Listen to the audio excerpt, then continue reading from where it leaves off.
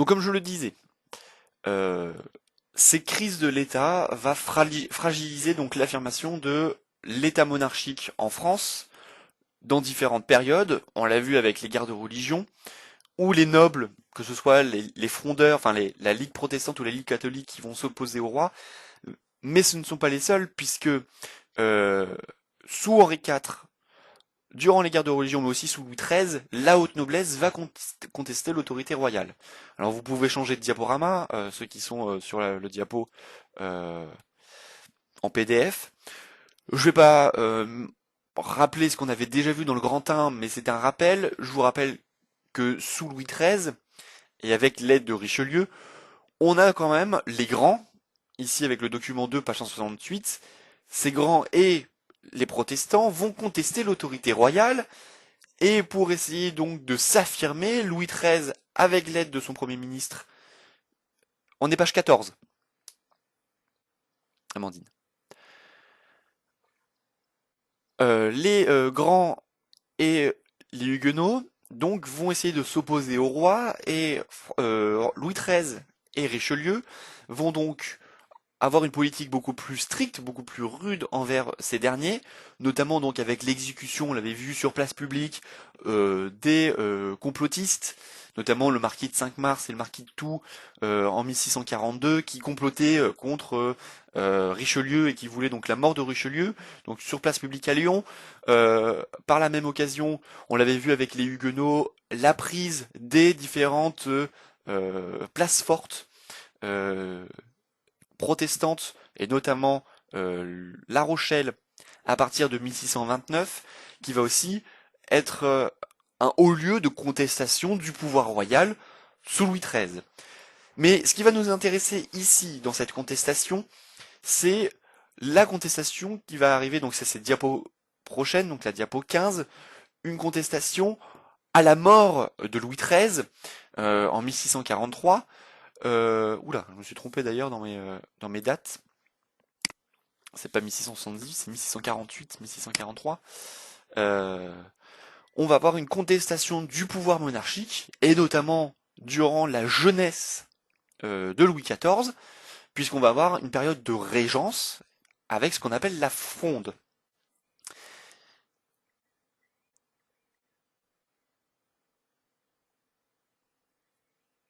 Mais c'est pas des diapos, c'est des docs. Le diaporama, tu le vois en haut. Donc là, si je retourne sur mon diaporama, on est sur le diapo numéro 15. Donc avec deux portraits, le portrait d'Anne d'Autriche et le portrait de Mazarin. C'est ça que je suis en train d'expliquer. Diapo 15. On le voit ici.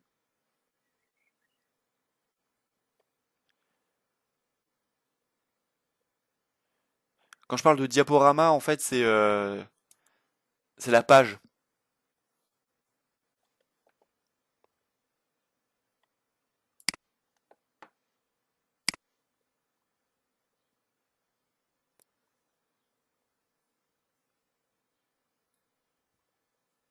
Ok, super.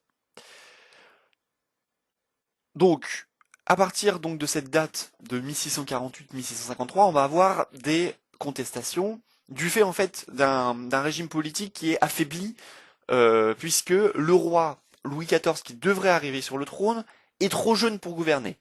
On va avoir alors ce qu'on appelle une période de régence.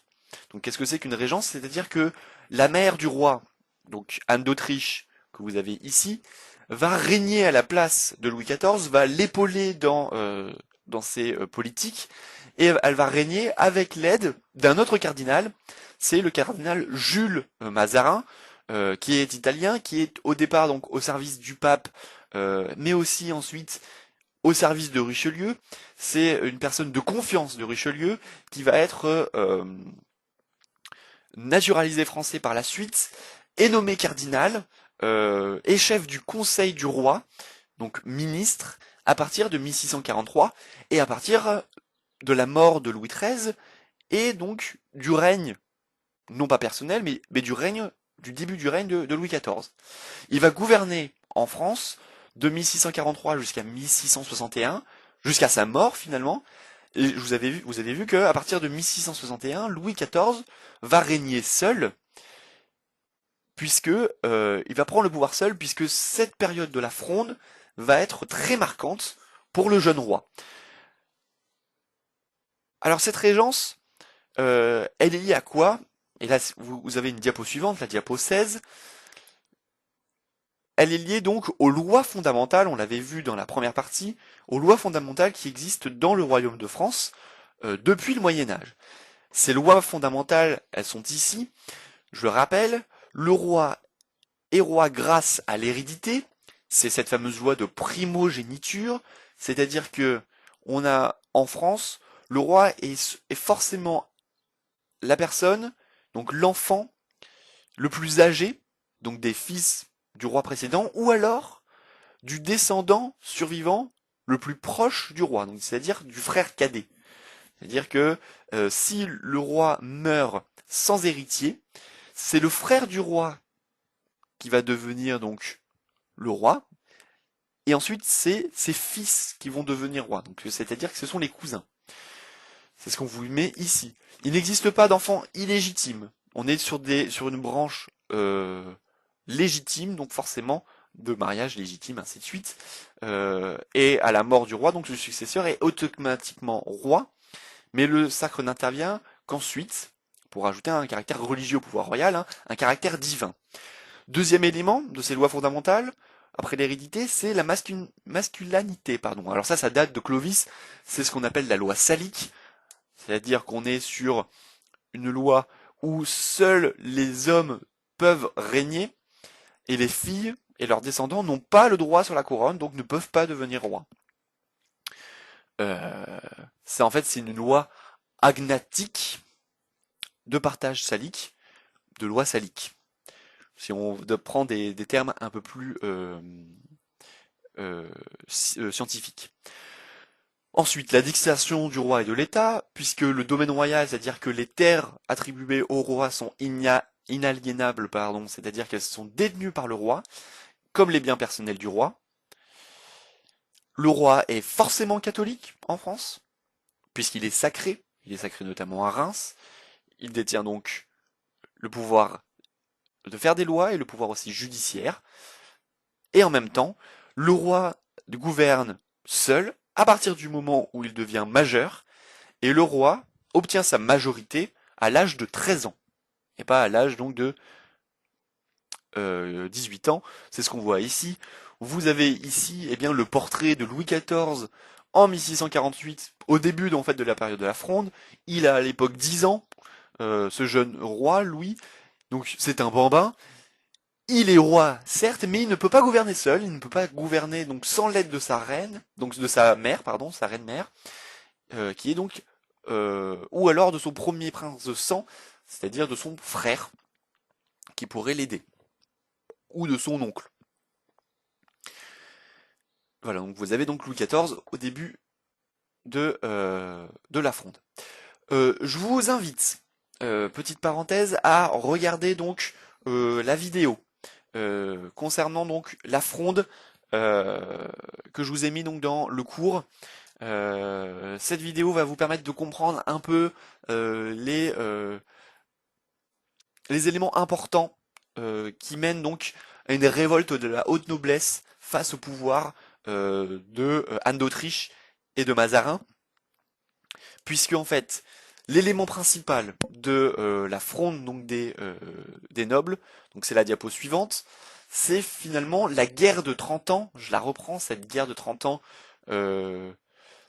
contre les Habsbourg, qui va donc être une guerre très coûteuse pour le royaume de France. Hein. On va avoir un emprunt énorme à ce moment-là, et je vous rappelle qu'on est entre 1648 et 1653, et ici on a un deuxième emprunt, donc le royaume de France va s'endetter, va demander donc plus d'impôts directs et indirects à sa population, et forcément les nobles vont avoir beaucoup de mal à accepter ces revendications et cette accumulation donc d'impôts demandés donc par Mazarin notamment et par Louis XIII au départ à cette époque-là. Vous avez donc ces deux pics d'emprunt qu'il faudra donc rembourser aux nobles, ce qui a marqué donc un élément important des révoltes.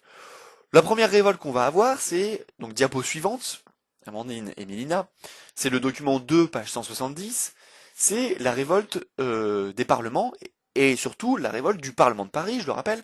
Ce Parlement de Paris, c'est le Parlement le plus important dans le Royaume de France, c'est celui qui a le droit de remontrance des lois, et donc du coup va se révolter face aux abus, finalement, de Mazarin au niveau de la fiscalité. Je vous lis le document. En juin 1648, le Parlement entreprend de renforcer ce qu'il estime être les abus de l'État. Article 1. Les intendants de justice et toute autre commission extraordinaire non vérifiée par les cours souveraines seront révoqués dès à présent. Article 3. Ne seront faites aucune imposition et taxe qu'en vertu d'édits et de déclarations bien et dûment vérifiées par les cours souveraines auxquelles la connaissance en appartient, et l'exécution de ces édits sera réservée à ces cours. Article 6. Aucun des sujets du roi, de quelque qualité et condition qu'il soit, ne pourra être détenu prisonnier passé 24 heures sans être interrogé, suivant les ordonnances et rendu à son juge naturel. Article 7. Il ne pourra à l'avenir être fait aucune création d'office, tant que le domaine de la justice, que de la finance, que par des édits vérifiés par les cours souveraines. Que montre ici ce document au niveau du Parlement de Paris? Le Parlement de Paris va essayer de renforcer son pouvoir face au pouvoir actuel de Mazarin. Il va essayer donc de cadenasser les intendants, puisque les intendants de justice qui ne sont pas vérifiés par la Cour souveraine seront révoqués. Ils vont avoir un pouvoir de révocation des intendants. Ils vont bloquer aussi, dans un deuxième temps, les offices, puisqu'il n'y aura plus de création d'offices, donc création d'administration à cette époque-là, au niveau de la justice et au niveau des finances, tant que les édits ne sont pas vérifiés par le roi, ou alors par la cour souveraine. Dans un deuxième temps, et même plutôt dans un troisième temps, on a aussi le fait que la justice est beaucoup plus stricte, qu'aucun sujet du roi ne peut être jugé sans l'accord du Parlement de Paris. Donc c'est-à-dire que le roi, et surtout donc la régence, la reine-mère et Mazarin, vont avoir donc une pression, dans un premier temps, du Parlement de Paris face à leurs décisions. Cela est la première fronde. La deuxième, c'est la fronde donc des hauts nobles, des princes de sang, notamment donc le Grand Condé. C'est la diapo suivante, le document 4 et le document 5, page 171, puisque ces ducs, et notamment le duc de Condé, qui est connu donc pour ses qualités militaires, va être arrêté par Mazarin pour conspiration à partir de 1650. Il va rester 13 mois en prison. Il va être rapidement relâché puisque Mazarin va fuir dans un premier temps le royaume de France, puisqu'il est suspecté de trahison. Il va commander donc notamment les troupes, Bourbon-Condé, ce Grand Condé, pardon, et il va essayer de faire un coup d'État finalement, à essayer de récupérer Paris. Problème, c'est que Mazarin, en exil, va demander de l'aide de ses alliés, et notamment donc de l'armée royale, et va battre donc le Grand Condé à Paris en 1652, puisque la capitale était au bord en fait d'une révolution à cause de ces problèmes au niveau du Parlement d'un côté et une révolte aussi populaire à cause de l'augmentation des prix du grain et du pain, ce qui va amener donc à une guerre plus ou moins civile entre les partisans du Grand Condé et les partisans de Mazarin, ce qui va amener donc à la victoire des partisans donc de Mazarin, qui va alors euh, avoir un pouvoir beaucoup plus strict à partir de 1653, et donc va tenir ce pouvoir jusqu'en 1661, à sa mort, où là, le roi Louis XIV, traumatisé par cette période de la Fronde, et là je vais très vite sur cette période, mais je vous conseille vivement de regarder cette vidéo que je vous ai mis dans votre cours, va alors renforcer son pouvoir encore plus, et on l'a vu, jusqu'à être absolu, et ses descendants vont avoir le même pouvoir. Donc, je lis la trace écrite qui va résumer finalement ce qu'on vient de voir de ces 4 documents. Durant la minorité de Louis XIV, une guerre civile éclate. C'est ce qu'on appelle la Fronde, entre 1648 et 1653. À ce moment-là, le royaume de France est sous la régence de la reine-mère Anne d'Autriche et du cardinal Mazarin, nouveau Premier ministre. Cette révolte unit le Parlement de Paris, la haute noblesse, qui désire renforcer leur pouvoir contre le gouvernement du cardinal Mazarin, ainsi que les Parisiens, excédés par les impôts de plus importants du fait de la guerre de 30 ans. C'est ce que je vous ai montré tout à l'heure. Lors de cet épisode et de cette guerre civile, la famille royale, menacée, doit donc fuir Paris. Finalement, Mazarin finit par l'emporter et les Français aspirent à nouveau au retour de l'ordre établi et à la paix civile. Et ce que je vous ai dit, traumatisé, Louis XIV va se promettre de domestiquer alors la haute noblesse, puisqu'il va refuser catégoriquement cet affront et cette guerre donc opposant les grands, notamment donc sa famille, ses princes de sang, et le Parlement de Paris qui va vraiment être cadenassé sous Louis XIV. Bien.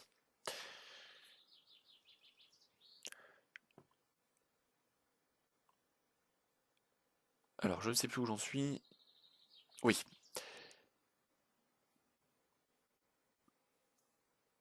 Donc je passe un peu, j'ai pas parlé du document 6 page 171. C'est pas forcément très important. J'essaye d'avancer un peu plus vite pour au moins terminer ce grand B aujourd'hui.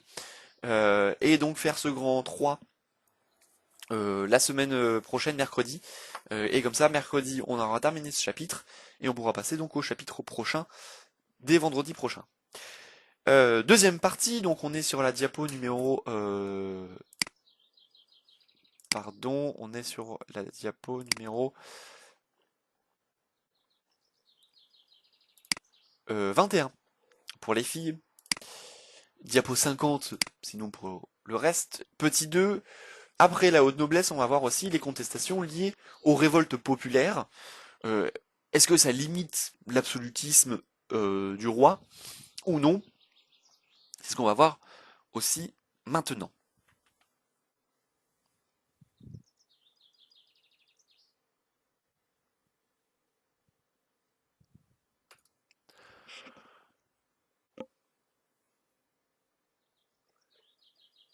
Alors, ce qu'il faut comprendre aussi entre 1650 à peu près et 1710, on va retrouver au XVIIe siècle de très nombreuses révoltes paysannes dans le royaume de France.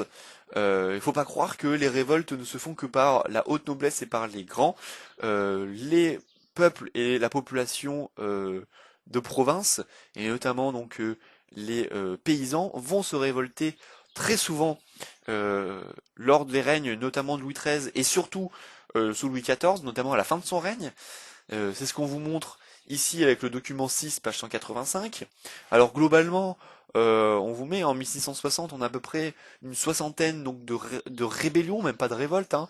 58 en 1675, 79 en 1695, 298 en 1710, et on va voir pourquoi 1710, ça va être un moment important qu'on va revoir dans les chapitres, et si on a le temps de le terminer pour cette année, c'est le dernier chapitre d'histoire de l'année, cette révolte de 1710, et puis ensuite, sous Louis XV et sous Louis XVI, encore quelques révoltes, et surtout à partir de 1780, de très nombreuses révoltes paysannes vont avoir lieu, notamment donc étant les prémices de cette révolution française que vous verrez l'année prochaine, mais globalement, à partir de ce XVIIe siècle, le XVIIe siècle et le XVIIIe siècle sont marqués par des pics plus ou moins importants de rébellions, de révoltes, avec différentes causes, hein, notamment les principales motivations, on vous le met ici, c'était d'ordre fiscal, je le rappelle, la fronde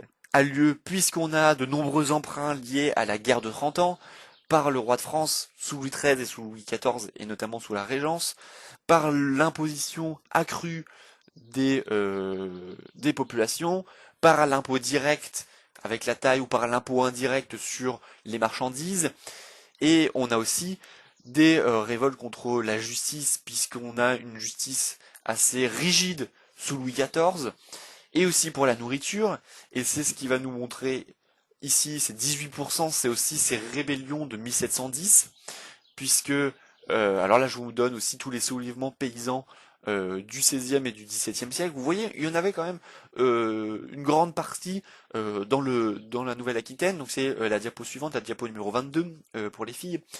Ces soulèvements paysans, on les retrouvait ici, hein, notamment donc en Aquitaine, la révolte des Croquants, la révolte des Nu-Pieds aussi, la révolte des Bonnets Rouges, 1675, reprise quelques années plus tard, enfin dans les années 2000, par les Bretons. Euh, alors la révolte des Lustucrus, alors ça ressemble aux pâtes, effectivement, mais c'est une révolte aussi face au pouvoir royal et notamment au niveau du prix du grain. Et la révolte des Camisards, par exemple, c'est une révolte des protestants en 1702.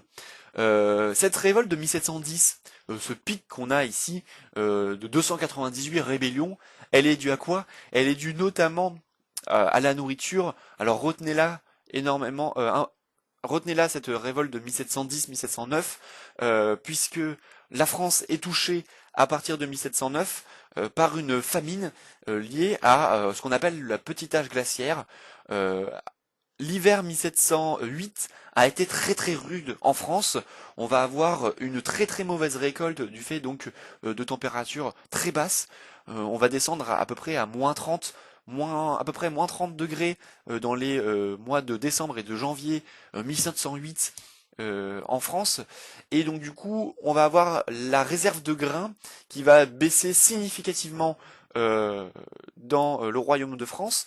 Et qui dit baisse du grain dit forcément augmentation des prix, et augmentation donc des prix notamment du pain, puisque c'était un produit donc euh, transformé.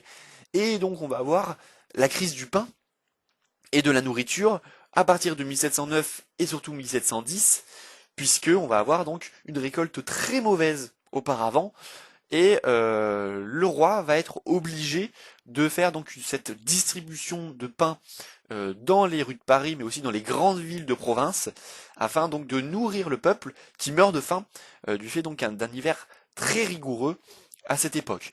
C'est d'ailleurs à partir de ce moment-là où on va avoir l'installation d'un assolement, vous le verrez plus tard, d'un assolement triennal, puisqu'on va faire reposer la terre de trois façons différentes afin d'avoir un rendement plus important des récoltes, trois fois donc dans l'année, pour limiter finalement ces grandes famines ou alors ces disettes, hein, cette baisse donc de récolte euh, durant donc ces périodes du XVIIe et du XVIIIe siècle.